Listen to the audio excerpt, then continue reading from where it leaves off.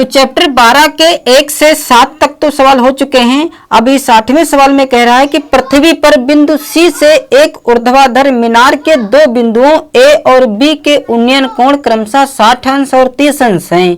यदि A B बराबर 50 metre तो पृथ्वी से ए की ऊंचाई और सी से मीनार की दूरी ज्ञात करो। तो जैसा कि प्रश्न में कहा गया है कि पृथ्वी पर बिंदु सी से, तो मान लेते हैं कि यह पृथ्वी है और इस पृथ्वी पर कोई यहाँ पर बिंदु सी है और फिर कह रहा है कि बिंदु सी से एक ऊर्ध्वाधर मीनार, तो मान लेते हैं कि यह एक ऊर्ध्वाधर मीनार है। फिर कह रहा है कि ऊर्ध्वाधर मीनार के दो बिंदुओं, तो मान लेते हैं एक बिंदु यहाँ पर है और दूसरा बिंदु यहाँ पर है, के उन्नयन कोण क्रमशः 60 अंश और 30 अंश हैं। मतलब मीनार के इस पहले बिंदु, तो इस बिंदु का नाम है ए और इस बिंदु का नाम है बी। तो प्रश्न में ये कहा गया है कि जो दो ये बिंदु हैं ए और बी, तो बिंदु ए से जो यह पृथ्वी पर बिंदु सी है, तो इसका जो उन्नयन कोण है वह है 60 अंश का, ठीक है। और बिंदु बी से जो उन्नयन कोण बन रहा है वह बन रहा है 30 अंश का।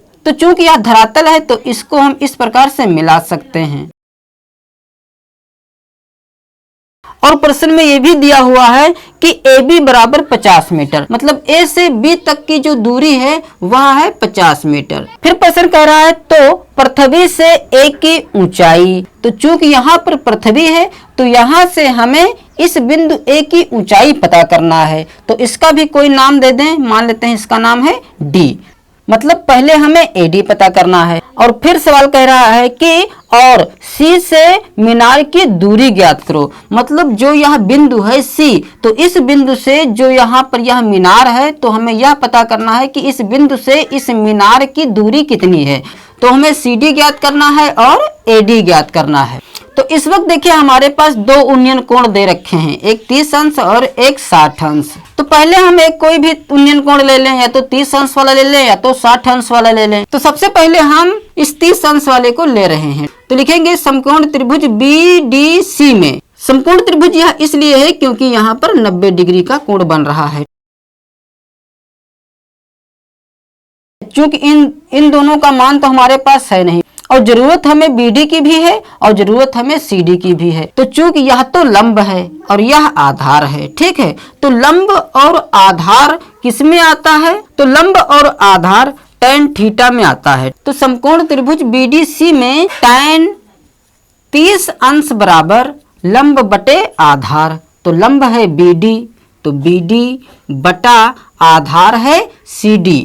अब tan 30 अंश का मान रख दें, तो tan 30 अंश का मान होता है 1/√3 बराबर BD बटा CD। अब क्रॉस मल्टीप्लाई करा लें क्योंकि इधर भी भिन्न है इधर भी भिन्न है, तो यह हो जाएगा CD बराबर √3 BD। तो चूंकि हमारे पास यह भुजा भी अज्ञात है यह भुजा भी अज्ञात है, इसलिए दो समीकरणें बनानी पड़ेंगी हमें। तो इसको समीकरण डाल दें एक। अब हम 60 अंश वाला त्रिभुज ले लें, तो 60 अंश वाले त्रिभुज का नाम है ADC।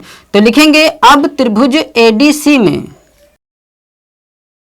तो त्रिभुज ADC में भी हम यही tan थीटा ही लगाएंगे।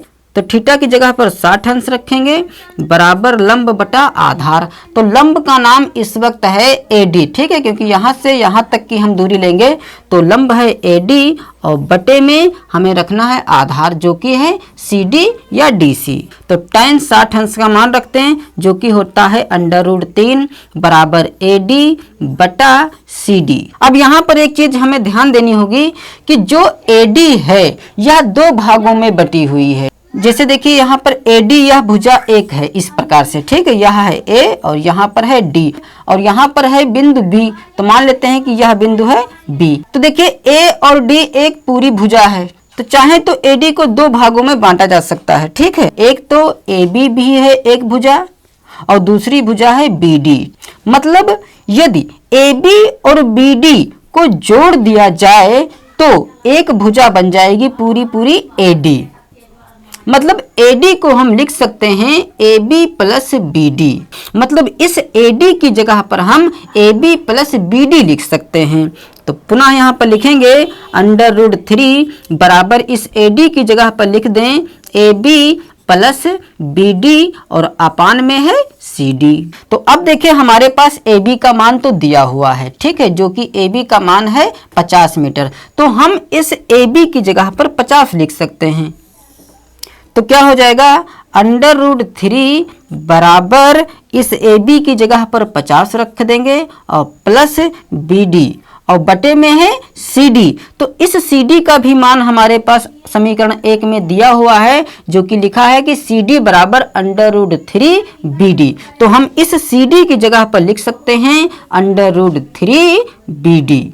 तो अब देखिए हमारे पास सिर्फ BD ही बचा है, तो यहाँ से हम BD का मान ज्ञात कर सकते हैं। तो चूंकि इधर भिन्न है इधर भिन्न नहीं है, तो इसके नीचे एक मानकर हम भिन्न बनाकर क्रॉस मल्टीप्लाई करा सकते हैं। तो √3 BD की गुणा जब √3 से कराएंगे तो हम सीख चुके हैं कि यह बचेगा सिर्फ 3, तो 3 BD हो जाएगा। तो 3 BD बराबर हो जाएगा, अब इसकी गुणा हमें 1 से करानी है तो यह हो जाएगा 50 प्लस BD। अब BD एक तरफ ले आए तो क्या हो जाएगा 3 BD और प्लस का BD इधर आएगा तो माइनस का BD हो जाएगा और इधर बचेगा सिर्फ 50। तो 3 BD में से 1 BD घटा देंगे तो बचेगा सिर्फ 2 BD और बराबर में इधर है 50। तो यहाँ से यदि हम BD का मान ज्ञात करें तो BD बराबर हो जाएगा 50/2। तो 50 को जब हम 2 से भाग कराएंगे तो बचेगा 25। मतलब जो BD का मान आया है वह आया है 25 मीटर। मतलब यहाँ से यहाँ तक की जो दूरी है वह है 25 मीटर। और चूंकि हमसे पूछा गया था कि A से D तक की दूरी कितनी है, मतलब इसकी ऊंचाई कितनी है, तो 50 तो यहाँ पर ऑलरेडी है, ठीक है, और 25 मीटर यह आ गया। तो 50 और 25 75 हो जाएगा। मतलब भूमि से इस बिंदु A की जो ऊंचाई है वह है 75 मीटर, ठीक है। इसको बाद में लिख लेंगे, पहले अभी हमें CD का भी मान ज्ञात करना है। तो पहले CD का मान ज्ञात कर लें। तो CD का मान ज्ञात करने के लिए जो यह BD का मान आया है 25, ठीक है, तो इस BD का मान यदि हम समीकरण 1 में रख दें तो हमें CD का मान पता चल जाएगा। तो लिखेंगे कि BD का मान समीकरण 1 में रखने पर, या डायरेक्ट यहाँ पर लिख सकते हैं समीकरण 1 से। तो समीकरण 1 से क्या हो जाएगा, CD तो इधर ऑलरेडी है तो CD बराबर √3 और इस BD की जगह पर 25 लिख देंगे, ठीक है। तो गुणे में हो जाएगा 25। तो 25 को शुरुआत पर कर लें तो यह हो जाएगा 25/3 और चाहे तो इस √3 का मान रख सकते हैं। तो √3 का जो मान होता है वह होता है 1.73। तो 25 की गुणा इसमें करा लें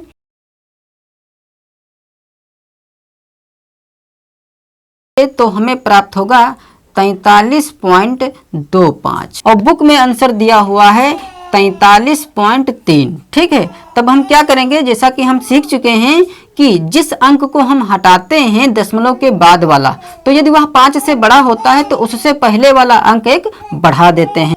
जैसा कि यहाँ पर देखिए 2 के बाद है 5 और यदि इस 5 को हम हटाएंगे तो इस 2 की जगह पर हम 3 रख सकते हैं, क्योंकि जिस अंक को हम हटा रहे हैं वह 5 है, ठीक है। और यदि 5 से कम होता तो यह 2 का 2 ही रहता।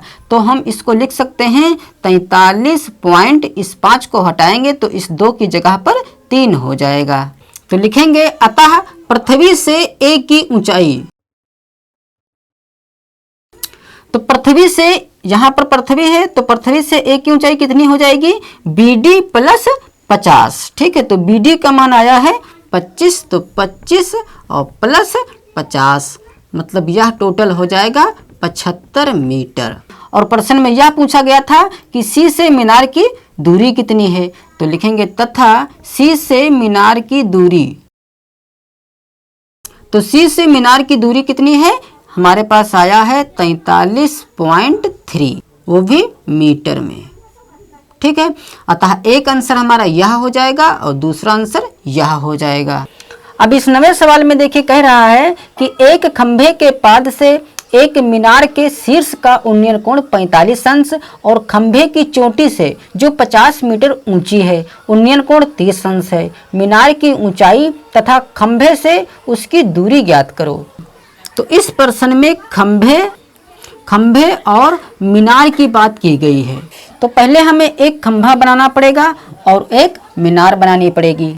तो मान लेते हैं कि यह है एक खंभा और यह एक है मीनार। तो चूंकि खंभा और मीनार दोनों धरातल पर ही स्थित हैं, मतलब भूमि पर ही स्थित हैं, इसलिए हम इसको इससे मिला सकते हैं।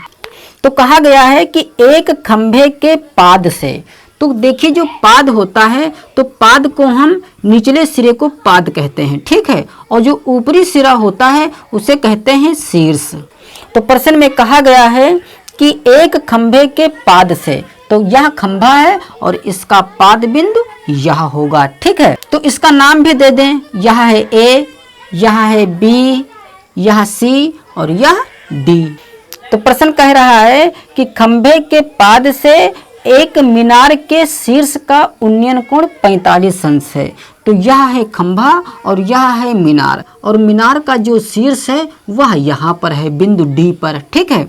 तो कहा जा रहा है कि खंभे के पाद बिंदु से मीनार के शीर्ष से जो उन्नयन कोण बन रहा है इस प्रकार से, वह बन रहा है 45 अंश का। और फिर कह रहा है कि और खंभे की चोटी से, तो यह है खंभा और इसकी चोटी है यह, तो शीर्ष और चोटी एक ही बात है। तो कहा जा रहा है कि और खंभे की चोटी से जो 50 मीटर ऊंची है, मतलब जो यह खंभे की चोटी है, ठीक है, तो यहाँ से यहाँ तक की जो दूरी दी हुई है, मतलब जो ऊंचाई दी हुई है वह है 50 मीटर। जो 50 मीटर ऊंची है, उन्नयन कोण 30 अंश है। तो देखिए पूरी लाइन में एक ही बात कही गई है कि एक खंभे के पाद से एक मीनार के शीर्ष का उन्नयन कोण और खंभे की चोटी से उन्नयन कोण 30 अंश है। मतलब खंभे के पाद बिंदु से मीनार का जो यह शीर्ष है, तो इसका जो यहाँ पर उन्नयन कोण बन रहा है वह 45 अंश का बन रहा है, और इस खंभे की चोटी से मीनार के शीर्ष तक जो कोण बन रहा है यहाँ पर, वह बन रहा है 30 अंश का। मतलब इस मीनार के शीर्ष को जब यहाँ से देखा गया होगा तो उन्नयन कोण मतलब आंखों पर 30 अंश का कोण बना होगा। तो हम क्या करेंगे, इसको डॉट डॉट करके इस प्रकार से इस रेखा को भी प्रदर्शित कर देंगे, ठीक है, और यहाँ पर लिख दें 30 अंश। तो कहा जा रहा है कि मीनार की ऊंचाई तथा खंभे से उसकी दूरी ज्ञात कीजिए। हमें यह पता करना है कि जो यह खंभा है, तो यह खंभा मीनार से कितनी दूरी पर है, मतलब इन दोनों के बीच की कुल दूरी कितनी है, हमें यह पता करना है। और हमें यह पता करना है कि इस मीनार की ऊंचाई कितनी है। तो चूंकि यहाँ पर भी एक कटान बिंदु आ गया, ठीक है, तो इसका भी कोई नाम दे दें, ई दे देते हैं। तो यहाँ पर देखिए एक कॉमन सी चीज है कि जितनी दूरी यहाँ से यहाँ तक है, मतलब जितना ए बी है उतना ही सीई हो जाएगा, ठीक है, क्योंकि यह दूरी इसके समांतर है। मतलब 50 मीटर यदि यह है तो यह भी 50 मीटर ही होगा। तो यहाँ से यहाँ तक जो दूरी है वह भी 50 मीटर ही है। दूसरी बात ये कि जितनी दूरी यह है उतनी दूरी यह भी होगी, ठीक है, यह भी एक कॉमन सी बात है। तो यदि हम इसको x मान लेते हैं कि यहाँ से यहाँ तक जो दूरी है वह x मीटर है, तो यह भी x मीटर ही होगी दूरी, ठीक है। मतलब BE जो होगा वह AC के बराबर है। तो चूंकि हमें यदि मीनार की ऊंचाई पता करना हो तो हमें सिर्फ देखिए DE का ही मान ज्ञात करने की आवश्यकता है, क्योंकि यदि DE का मान पता चल गया तो हम उसमें 50 जोड़कर पता कर सकते हैं कि मीनार की ऊंचाई कितनी है। मान लेते हैं कि यदि यह ऊंचाई 20 मीटर आ जाए यहाँ से यहाँ तक, तो 20 और 50 70, मतलब जो मीनार की ऊंचाई है वह 70 मीटर हो जाएगी, ठीक है। तो पहले तो हम इसकी रियल ऊंचाई पता कर लेते हैं कि DE की ऊंचाई कितनी है, उसके बाद हमें x का मान पता करना होगा, ठीक है, क्योंकि यहाँ से यहाँ तक की दूरी को x मान लिया गया है। तो चूंकि यहाँ पर दो कोण हैं तो हमें दो समीकरणें भी बनानी पड़ेंगी। तो पहले हम 45 अंश या 30 अंश वाला कोई भी एक कोण लगा सकते हैं। तो चलिए यहाँ पर हम पहले 30 अंश वाला ही कोण ले लेते हैं, ठीक है। तो 30 अंश वाले कोण का नाम क्या है, देखिए 30 अंश वाला सिर्फ इतना ही कोण है जिसका नाम हो जाएगा BED। तो लिखेंगे, तो चूंकि हमें DE की आवश्यकता है, मतलब यह लंब है, तो लंब की हमें आवश्यकता है, तो लंब tan थीटा में आ जाता है। तो tan 30 अंश लगाएंगे तो tan 30 अंश बराबर क्या हो जाएगा, लंब बटा आधार।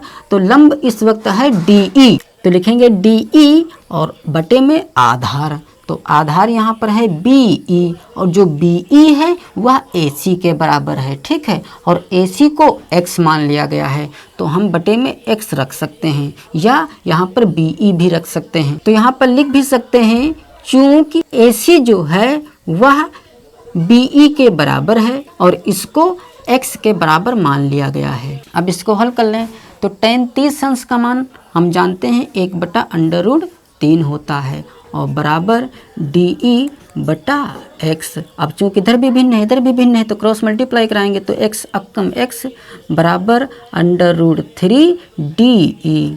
तो देखिए चूंकि हमें अभी x की भी ज़रूरत है और DE की भी ज़रूरत है। यदि हमें DE का मान पता चल जाए तो हमें x का संख्यात्मक मान पता चल जाएगा। तो तब तक इसको समीकरण 1 डालकर इसे छोड़ दें। अब चलते हैं दूसरे त्रिभुज पर जो कि है 45 अंश वाला और इसका नाम है ACD, क्योंकि यह यहाँ से इतना बड़ा है। ठीक है त्रिभुज, तो हम इसको लेंगे तो लिखेंगे अब त्रिभुज, अब समकोण त्रिभुज। तो समकोण त्रिभुज का नाम है ACD। तो tan 45 अंश इसमें लगाएंगे तो tan 45 अंश बराबर हो जाएगा, लंब तो है हमारे पास CD, यहाँ से यहाँ तक जो है यह लंब है और इसका नाम है CD या DC। ठीक है, और बटे में आधार, तो आधार है इस वक्त AC और AC को मान लिया गया है x।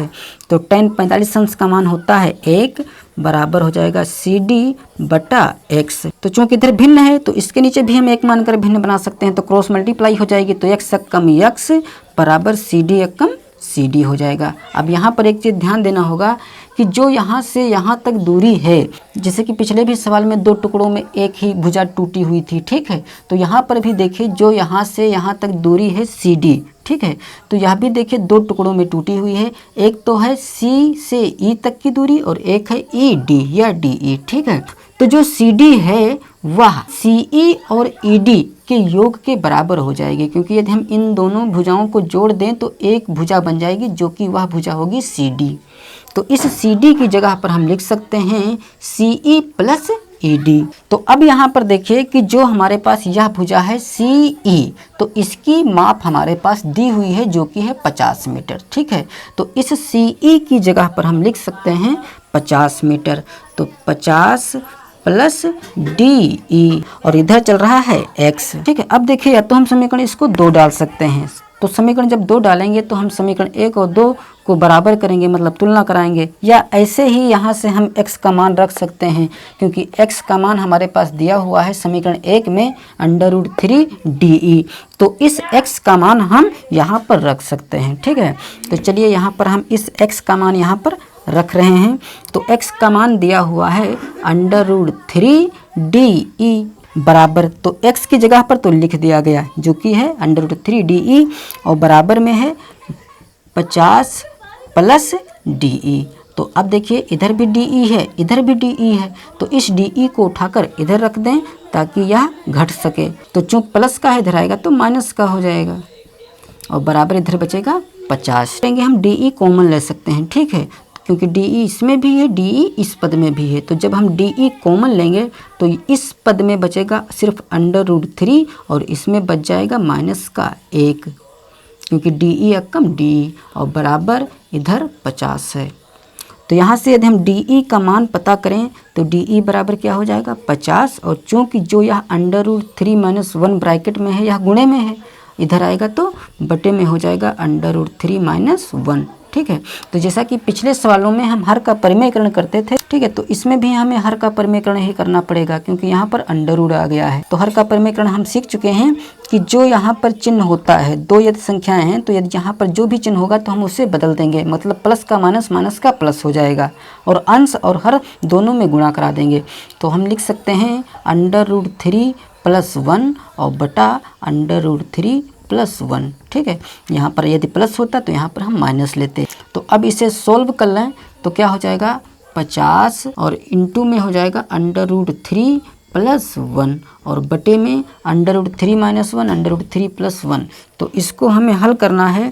तो देखिए चूँकि यहाँ पर √3 - 1 है जिसकी हमें गुणा करानी है √3 + 1 से। तो चूँकि यहाँ देखिए एक ब्रैकेट में a - b है और दूसरे में a + b है। ठीक है, तो a + b और a - b जो होता है इसका सूत्र क्या होता है a² - b²। तो हम इसको इसी रूप में तोड़ेंगे।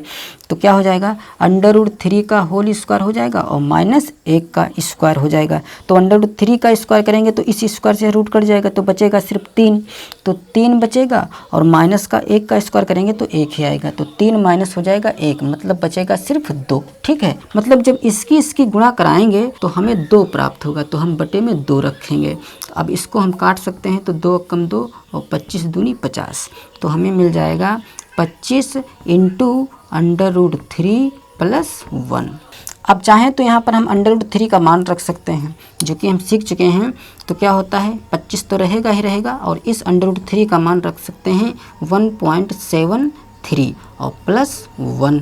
तो इसको अब हम हल यहाँ पर करेंगे, तो इसलिए हम इसे हटाए दे रहे हैं यहाँ से। तो चूंकि यह DE के बराबर चल रहा है, तो DE बराबर क्या हो जाएगा, 25 और इंटू, अब 1.73 में जब 1 जोड़ेंगे तो यह हो जाएगा 2.73, और चूँकि √3 का जो मान होता है वह 1.732 भी होता है। ठीक है, तो यदि हम यहाँ पर 2 रखेंगे तो यहाँ पर भी 2 हो जाएगा। तो चलिए यहाँ पर हम 2 रख ही रहे हैं ताकि हम दशमलव के 3 स्थानों तक इसका मान ले सकें। तो यह हो जाएगा 1.732 और प्लस में 1 तो है ही। तो चूंकि यहाँ पर भी आगे 2 कर लिया गया है, तो इसमें भी जब हम इसे ऐड करेंगे तो यहाँ पर भी 2 हो जाएगा। ठीक है, तो अब हमें 2.732 में 25 से मल्टीप्लाई कराना होगा, तो यह आ जाएगा 68.300, तो बराबर 68.300 को हटा सकते हैं। ठीक है, तो DE का तो मान पता चल गया। अब हम इसमें 50 जोड़कर पता कर सकते हैं कि इस मीनार की ऊंचाई कितनी है। और चूँकि हमें अभी x की भी ज़रूरत है, क्योंकि हमें यह भी पता करना है कि खंभा और मीनार के बीच की दूरी कितनी है, तो x का भी मान पता करना होगा। तो अब हम क्या करेंगे, जो यह DE का मान है यह हम समीकरण 1 में रख कर हम x का मान पता कर सकते हैं। तो लिखेंगे कि DE का मान समीकरण 1 में रखने पर, तो जब DE का मान समीकरण 1 में रखेंगे तो हो जाएगा x बराबर √3 × DE का मान 68.3 रखेंगे, और चूँकि √3 का भी मान इसमें रखा गया था तो इसमें भी रख दें, जो कि होता है 1.732 और इंटू 68.3। ठीक है, तो अब हमें 1.732 में हमें गुणा कराना होगा 68.3 से।